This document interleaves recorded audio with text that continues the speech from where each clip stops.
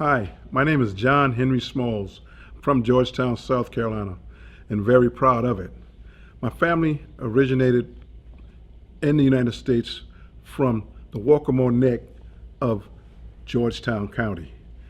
Over the years, my family have lived on the plantations of Hobcob, 5 different plantations over there, and Acadia, mostly out of Hobcob and Acadia. Also some out of the Anderson plantation. Over the years, we have visited those plantations, and just a few days ago, my family had a family reunion, and they went over to Hobcob, and they toured all the slave cabins and churches, not churches, but church that was built by our cousins. Over the years, I have been very close with my people in Acadia plantation, but not knowing much. I've never been on Hobcob, but I noticed there.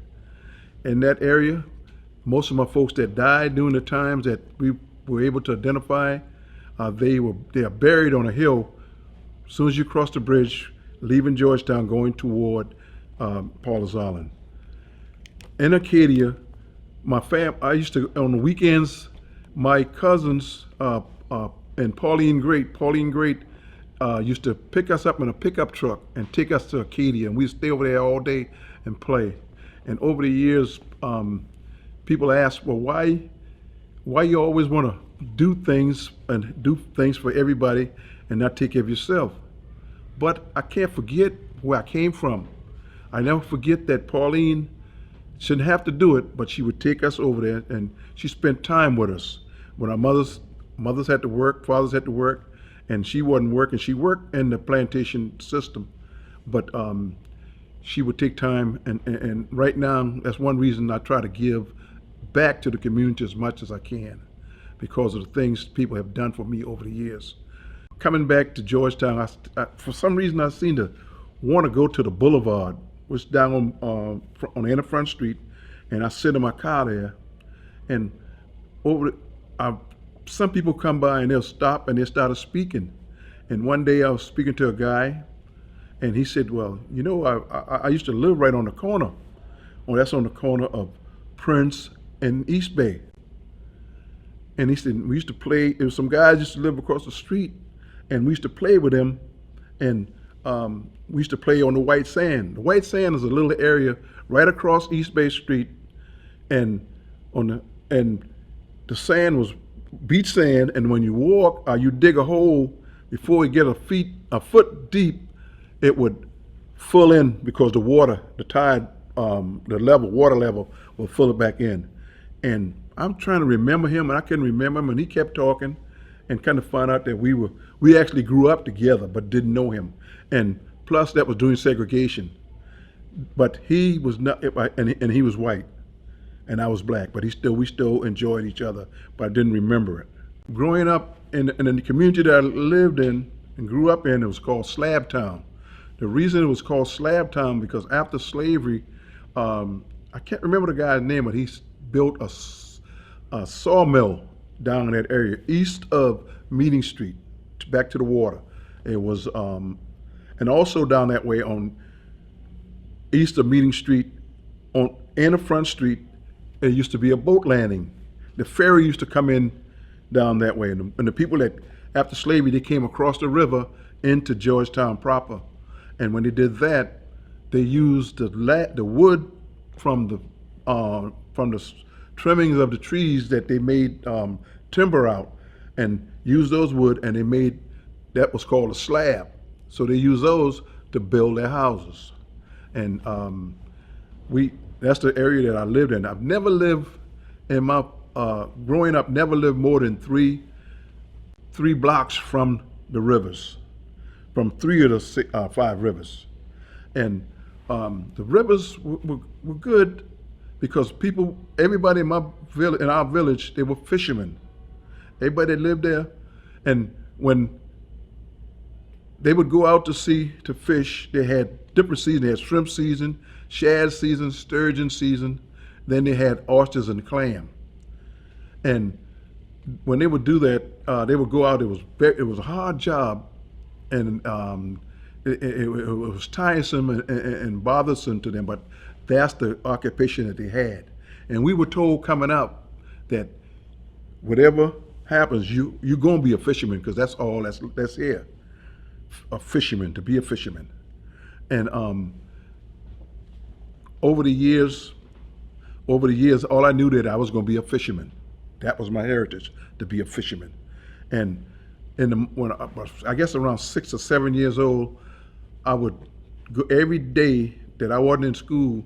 I would go down to Cthulhu's fish house and sit on the dock and watch the boats go in and out. And my father was a fisherman. All his father was a fisherman. He got drowned. He got drowned, and they never found him. And then in 1957, I was at school at Beck School over on the airport, and it was raining. I remember the day it was raining, and I was standing with two of my friends, and somebody came up and said that 3 men had just got drowned while fishing, shrimping, and I never even thought about it. And then when I went home that afternoon after school, there was a lot of people at the house, and that's when I found out that evening. They never told me at school. When I came home that evening, I found out that one of the men was my father. Then Dan Jenkins and Robert Dennison. And the boat that they were working for Cthulhu, and the name of the boat was the Lottie C. Lottie was his mother. The C was for Cthulhu, Lottie C. Cthulhu. That was it, Lottie Cthulhu. And they never found, like I said, they never found the boat. They never found my father. But they did find, a few days later, they found Robert Dennison. And it was hard growing up, without a father. But I knew that he died trying to support us.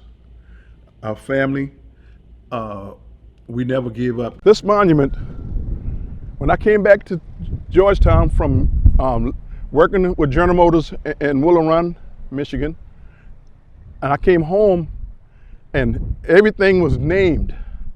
All the bridges were named after folks that I knew when I was growing up. And there was nothing about the folks that my family, the family from our communities, was nowhere. And so I figured that if they were asking for names to go on this monument, so I called, and then I had to send information to the Coast Guard, and they researched it and found out that these people had actually drowned, and during that time, and that really made me feel good, because now, if I feel down, I can come here and look at this. I remember my father a little. I was in the 3rd grade when he died, and but I always thought he's gonna come back. And like I said, they never found him, and I always thought that somebody would find him somewhere and bring him back home, but it didn't happen. And so sometimes I ride through here, and all of my cousins, as many as I can, I try to get them interested in this and come and look at it. This is a beautiful monument. Come and look at this monument and see one of the few things, because there are no markers in the graveyards for them, because, like I said, they were never found. And so to me, it's very important that we have some place to come and sit and look and just, think about it. My sisters and brothers, they don't really remember him. But I remember one thing about him. Before he died, I remember my mother saying he never leave his house in the morning without kissing his girls. I had my sister Deborah and my sister Diane. He never leave without kissing them goodbye. August 8, 1960, the guy that lived right across the street from me, Tom Funny, his father was one of the captain of one of the Cthulhu boats. And that morning, the boat, when they went to go to work, the boat wouldn't start, and they had to work on the engine. And like I told you, I would go down to the dock every day. And when I was down there, they were working on the engine, and his son, Tom Funny Jr., was a very good swimmer. And when they finally got the boat to start, it was a little box, box they would sit on bench. They call it a bench. I'm sorry. And that on that bench, the bench was on the back of the boat, and when he did the pull, it jumped. The boat jumped when it started. It fell into the water. When it fell into the water, it was going from Cthulhu over to Independence. And when it got halfway in the middle of that, Tom Funny Jr. swam to the bench. As soon as he touched the bench, he started going around in circles. And people on the dock started hollering, "Catch that boy, catch that boy." And George Parker was on Independence Dock, and he dove in the water. They could swim. All them guys could swim. They were all fishermen. And he dove in, and when he got to where Tom Jr. was, he said all he could feel is when he went down for the last time, he touched him, like just rubbed against him. And that was the first person that I ever see that actually drowned. Later on that after they kept, and they fished for him, and they finally found him. When they found him, they brought him out, and all the people on the dock was crying because because of him dying, and everybody was sad. And then the folks that ran the fish market came out and said, "Well, either you're going to work or you're going to leave. Either you work or you get off the dock." But a lot of people at that time, that was their income. That was their income, and they wasn't getting no more than 20 cents a bucket of shrimp. When you take the head off and you get a whole bucket and you only get 20 cents. But that was what we had. And speaking of what we had, whatever I had, my mother had, or the next family down the street had, we all had. Because everybody there in that community tried to look out for each other. The fishermen that went out on those boats every day, they'll try to give us fish. And everybody had a black, not everybody, but most of them in the backyard, they had a big black pot. And in that black pot, we would fill it with water and heat it up. And then they would cook, they'd put shrimp, crabs, all that stuff in it. And that's what we grew up on, a lot of seafood. Again, another incident in 1970, my cousin, Levi Keith, he graduated from Benedict College, and I met him and his fiance at that time, now his wife, Linda Keith, and they were at a club, and he had just got a new car, and he was really into cars, and he's actually the one that taught me how to drive. Levi did. And so he told me, he said, the next day, I want to take you for a ride in the car. He had a Bonneville. And I had a cousin that was standing by me, Larry Ward. And when Larry was standing there, I said, okay. But then another cousin came up, Larry Smalls, and he just got back from Vietnam. And he had bought a brand new car, and he wanted me to ride with him up to Chapee because he had some girls he was supposed to pick up. And so I made a choice. I was going with Levi and Linda. I was going with Larry and the girls, And so we were going to meet at State Park. And that's Huntington State Park. When we got to Huntington, they were already in the water. While they were in the water, but my mother already told me that not to go in the water because alligators, snakes, and stuff like that. And plus, she couldn't swim. They wouldn't let us learn how to swim because they didn't want us in the water. And then when I found out later what it really was, that during slavery, all of the houses where the slaves stayed were usually backed by water. And they'll tell you the same stories about alligators, snakes, so that you won't try to escape. And that carried over, and that's what kept us from learning. But Levi was a very good swimmer. And when we got there, I told him I wasn't going in the water, but Larry said that he was going. And I went and put some blanket down for the girls in the sand. And while I was there doing that, Larry came running back. And he said, there was 5 of them in the water. And he came running back and he said, would you believe, now he normally stuttered, but he spoke straight that day. He said, would you believe 4 of those guys got drowned? And I didn't believe him, but all of a sudden the alarm went off. And 4 of the 5 guys that I was supposed to be in that day, they drowned. So the waters were good to us, but it caused us a lot of tragedy too. The ocean is I think it's good. Ain't no doubt about it. It's good because from Maine to Miami, we had also had the Intracoastal Waterway that came through here from Maine to Miami that they used to carry supplies. Slave was part of the supplies, but other stuff they would bring here, and uh, the fishing industry that was great. While we were in McClellanville, we saw all those shrimp boats. But when growing up here in Georgetown, there were hundreds of shrimp boats that would be out here every day. And on Wednesday was the big day when all of the guys, the larger boats would be able to go out and fish for 2 or 3 days, then come back. Then we had a boat that they called Miss Betty. Miss Betty was probably the largest shrimp boat in the United States at that time. And they would go out and they could make their own ice. Everybody else had to go to the ice plant and get ice and bring it down and grind it up and then put it in a hole on the boat and then can get just enough to take out and bring back.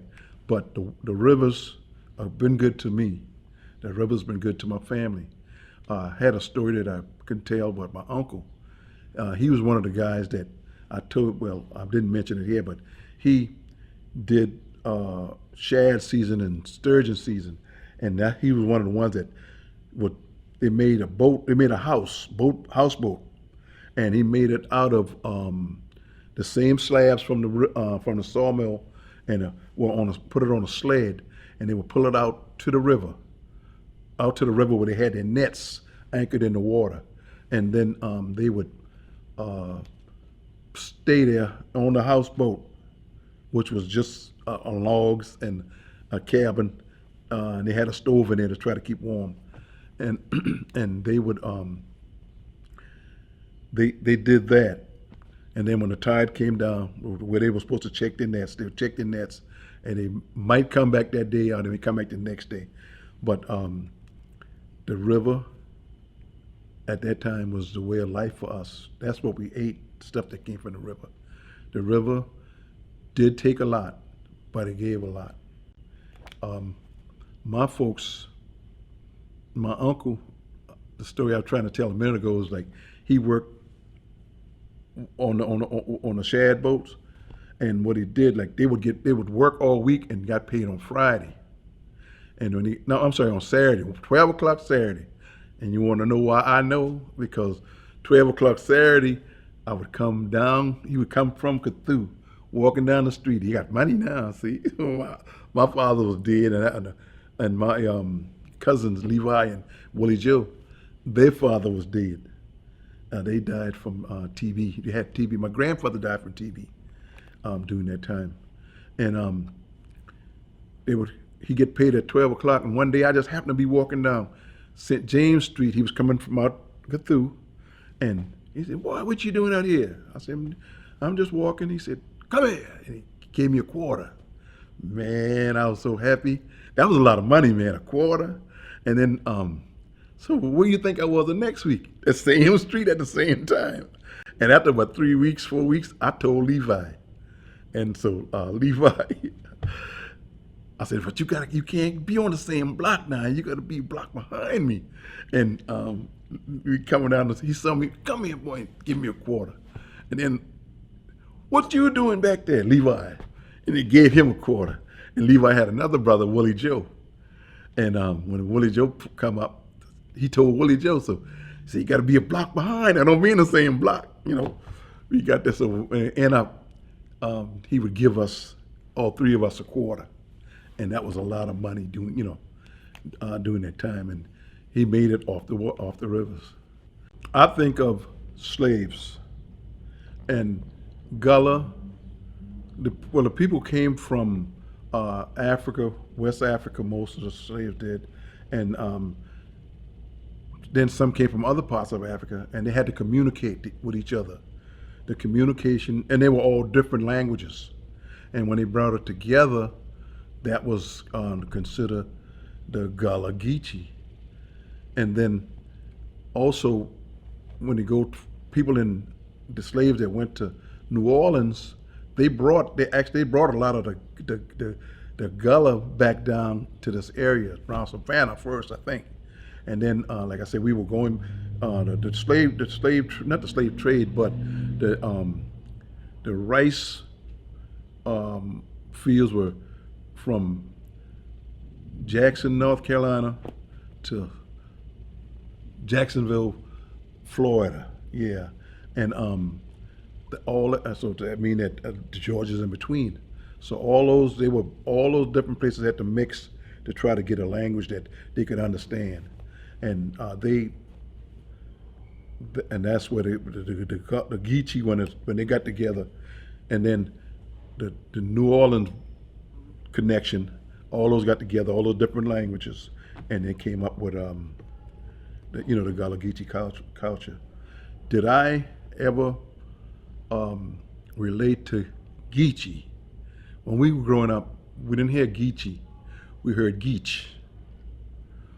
When I went to school, everybody know Geech, but I never answered to other than John Smalls, so the name never stuck to me. But I had a cousin that lived over in South Island, right where we went over. He's off that plantation, and they called him Geech. He answered, so that was his name, But I wouldn't answer to names like that. I just John Smalls. But right now, if I say "Hey Geech," and then he's satisfied. And there was another guy up in Lincoln, where we went up from Lincoln High School, Clayton Thompson. He went to school with me, and he was called a Geech. Everybody from this area was a Geech except me, because I wouldn't answer to it. Yeah.